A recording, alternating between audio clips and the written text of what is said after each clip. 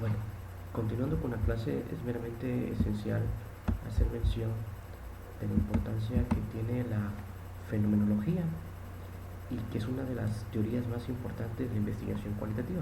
Bueno, la fenomenología es una filosofía, un enfoque y un diseño de investigación.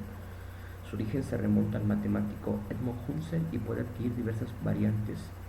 Nick Harden y Kyle han identificado 18 diferentes formas de ellas. Sin embargo, en este apartado nos referimos a la fenomenología empírica.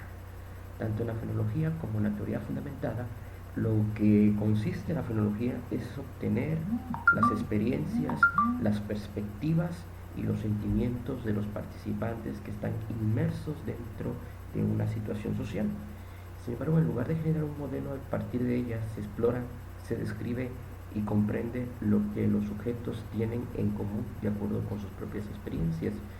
La fenología tiene que ver sobre todo lo que siente el sujeto de acuerdo a una experiencia que haya vivido. A eso se refiere a la fenología. Es dar testimonio de alguna situación difícil que haya vivido y qué experiencia obtuvo sobre ello y cómo podemos dar, digamos, una alternativa ante el problema que está pasando la persona. Categorías que comparte en relación a varios sentimientos, que pueden ser emociones, razonamientos, visiones, percepciones, que involucran muchos estados de ánimo que tienen que ver conforme a una situación que cada uno vive. Por ejemplo, podemos vivir situaciones de felicidad, de ira, de pena, de dolor, de tristeza, de alegría. De esta manera, en la fenomenología, los investigadores trabajan directamente conforme a las unidades o declaraciones de los participantes, conforme a sus propias vivencias, más que abstraerlas para crear un modelo basado en forma fundamentada, conlleva más que nada analizarlas y sobre todo a generar una interpretación. La diferencia entre el diseño narrativo y el fenomenológico es que el primero se enfoca en la conexión cronológica de los hechos, mientras que el segundo se enfoca a la esencia de la experiencia que sufrió a lo mejor una persona que vivió maltrato intrafamiliar, alguna situación de alguna persona que vivió en la calle. Entonces, las situaciones conllevan a diferentes parámetros o sobre todo diferentes formas en que el propio sujeto va abordando su forma de entender y comprender la realidad. El fenómeno significa desde el planteamiento y puede ser tan variado como la amplia experiencia humana.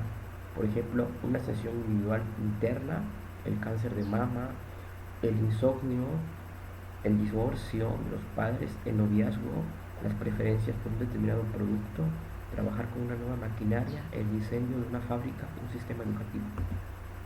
En ocasiones el objetivo específico es descubrir el significado de un fenómeno para varias personas. Vamos a suponer que involucramos a personas que sufrieron violencia intrafamiliar. Tendríamos que entender y comprender las experiencias desde el ángulo de cada una de las personas, para ir entendiendo la experiencia que vivieron a través de ellos. Vivieron dolor, vivieron diferentes sentimientos que les ha sido difícil de poder solucionar. Para Sullivan, Keenan compararon experiencias de atención hospitalaria de enfermeros y enfermeras con pacientes que estaban recibiendo quimioterapia y sus conclusiones condujeron a la adopción de un marco teórico. Por ejemplo, el nacimiento de un hijo también puede ser una experiencia que te puede traer mucha alegría y podríamos hacer una entrevista a esa persona que sintió al ver en sus brazos a un recién nacido. Una pregunta habitual de investigación es cuál es el significado, la estructura y esencia de una experiencia vivida por una persona. ¿Qué significó para ese grupo de personas? Por ejemplo, alcohólicos. O sea, estar en el alcohol, ¿qué los ha llevado? Perdieron su familia, ¿no? Varias cuestiones. Primero significa el fenómeno y luego se recopilan datos de las personas que lo han experimentado para finalmente desarrollar una descripción compartida de la esencia de la experiencia para todos los participantes, lo que vivenciaron y de qué forma lo hicieron. Puede utilizarse como herramientas de recolección de información desde la observación hasta entrevistas personales, preguntas abiertas, documentos, grabaciones y videos de acuerdo a la experiencia de esa persona, ¿no? Por lo tanto, el diseño fenológico se fundamenta en las siguientes premisas. Se pretende describir y entender los fenómenos desde el punto de vista de cada participante y desde la perspectiva construida colectivamente. Podemos utilizar, por ejemplo, los grupos focales. si hay personas que sufren de trastorno obsesivo compulsivo, que nos puedan ahora sí que dar su experiencia de qué sienten al estar en esa situación, qué síntomas tienen, a lo mejor escalofríos, tienen pues diferentes ideas intrusivas que pasan a su mente, y sobre todo desde el ángulo del propio, digamos, de la propia persona que te está contando, es la forma en cómo vamos recopilando los hechos, o recopilando más que nada la información. El investigador confía en su intuición, en su imaginación y en las estructuras universales para lograr aprender la experiencia de los sujetos. El investigador contextualiza las experiencias en términos de su temporalidad, momento en que sucedieron las cosas, el espacio, el lugar en el cual ocurrieron, la corporalidad, las personas que la vivieron. A lo mejor decir, bueno, ¿qué fue lo que detonó el problema del TOC o del trastorno obsesivo compulsivo? ¿Qué fue lo que lo detonó? A lo mejor había mucho estrés, le estar haciendo exámenes, alguna muerte de una persona. Entonces es muy importante la fenomenología. Básicamente podemos encontrar dos enfoques, la fenomenología hermenéutica y la fenomenología empírica.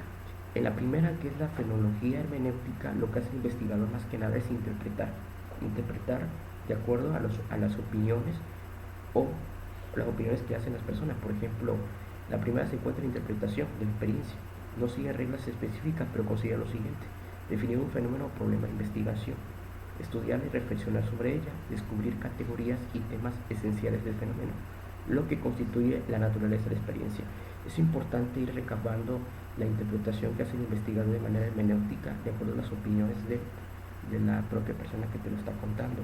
En la segunda, dice, la fenomenología empírica se enfoca menos en la interpretación del investigador, o sea, de lo que yo puedo pensar sobre la experiencia de esa persona, y más en describir las experiencias tal y como te lo cuentan los participantes.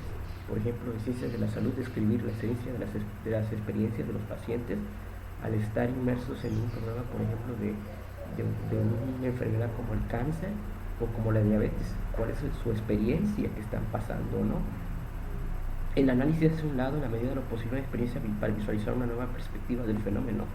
Para Creswell, los procedimientos básicos incluyen determinar y definir el problema o fenómeno a estudiar, determinar y definir el problema o fenómeno a estudiar, recopilar datos, analizar los comportamientos y narrativas personales para tener un panorama general de las experiencias que tiene cada sujeto o cada persona que está dentro de lo que estamos recopilando.